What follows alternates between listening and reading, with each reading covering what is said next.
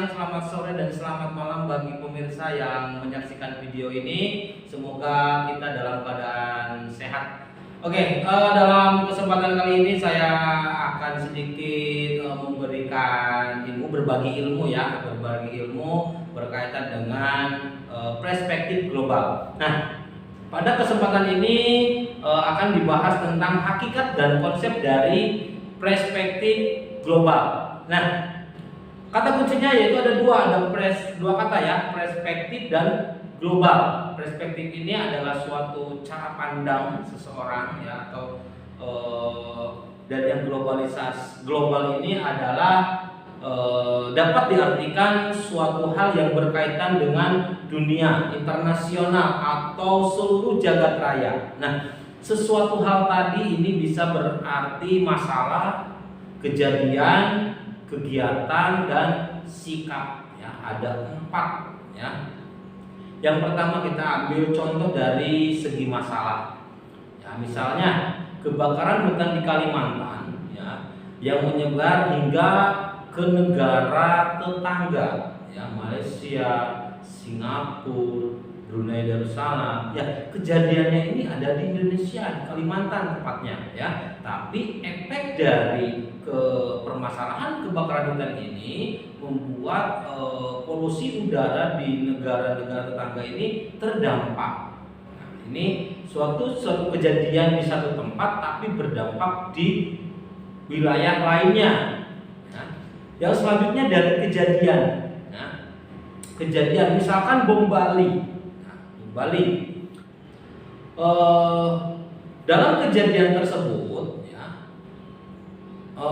mempengaruhi opini masyarakat dunia ya, terhadap bangsa Indonesia. Dengan terjadinya bom Bali itu membuat opini masyarakat dunia ini terhadap bangsa Indonesia ini dicap sebagai negara teroris. Yang ketiga yaitu dari kegiatan, misalkan negara Pakistan yang akan mengadakan uji coba nuklir. Nah, dari kegiatan ini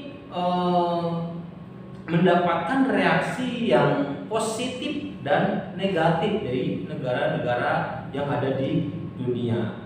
Yang keempat, yang terakhir adalah sikap. Nah, sikap di sini misalkan Presiden Amerika Serikat yang ke-44 Barack Obama ini menyatakan sikap yang menghormati umat muslim di dunia. Nah, dari sikap tersebut mendapatkan sambutan yang hangat, bukan hanya dari negara-negara muslim saja, bahkan seluruh dunia, sehingga ia dinobatkan sebagai pencetus perdamaian. Nah, dari keempat tadi merupakan hal-hal yang dapat mempengaruhi dunia, bukan hanya berkaitan dengan dunia politik saja, tetapi juga berkaitan dengan lingkungan, dengan pendidikan, kesehatan, kesejahteraan, bahkan segala aspek kehidupan lainnya.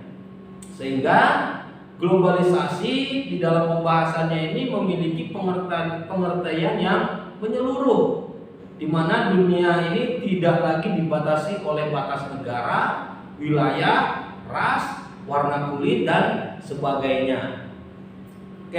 Globalisasi adalah proses dengan mana kejadian, keputusan, kegiatan di salah satu bagian dunia menjadi suatu konsekuensi yang signifikasi bagi individu dan masyarakat di daerah yang jauh ya. Di istilah globalisasi ini pada saat ini menjadi sangat populer ya, karena berkaitan dengan gerak pembangunan ya, terutama yang ada di Indonesia, berkaitan dengan sistem ekonomi terbuka dan perdagangan bebas. Baik. Nah, di era globalisasi ini ya, tentunya ditandai dengan adanya persaingan yang ketat, padatnya informasi, kuatnya komunikasi, dan keterbukaan atau transparansi. Nah, di sini tadi sudah ditandai adanya persaingan, terus informasi yang kuat, komunikasi, keterbukaan. bangsa Indonesia akan semakin jauh tertinggal dibandingkan dengan negara-negara lain, ya, jika tidak memiliki kemampuan-kemampuan tersebut. Menurut Hamijoyo, ya, bahwa ciri-ciri dari globalisasi ini yang pertama perlu didukung oleh kecepatan informasi, kecanggihan teknologi, transportasi dan komunikasi yang diperkuat dengan tatanan organisasi dan manajemen yang tangguh. Yang kedua, ciri yang kedua yaitu bahwasannya globalisasi ini telah melampaui batas tradisional geopolitik, ya. Batas tersebut, ya, harus tunduk pada kekuatan teknologi, ekonomi, sosial politik, sekaligus juga mempertemukan tatanan yang sebelumnya sulit dipertemukan. Ciri yang selanjutnya, yang ketiga, adanya ketergantungan antar negara. Yang keempat, ciri yang keempat, di mana pendidikan merupakan bagian dari globalisasi, ya. Penyebaran gagasan, pembaharuan, inovasi dalam struktur, isi, dan metode pendidikan dan pengajaran, di mana ini sudah lama terjadi melalui literatur kontak antar pakar dan mahasiswa. Oke, membahas tentang globalisasi tadi, ya, tentunya globalisasi ini memiliki dampak, ya, baik itu positif maupun negatif. Nah, dari positifnya, sisi positifnya, globalisasi ini akan memunculkan masyarakat yang mega kompetisi, ya, di mana setiap orang atau setiap individu ini akan berlomba berbuat yang terbaik untuk mencapai yang terbaik. Namun globalisasi dapat menjadi ancaman bagi budaya bangsa. Globalisasi akan melahirkan budaya global sehingga mengancam budaya lokal yang menjadi karakteristik budaya nasional. Apalagi jika tingkat pendidikan masyarakat yang rendah. Hal ini akan menjadi penyebab cepatnya masyarakat terseret pada arus globalisasi dengan menghilangkan jati diri dan identitas bangsa.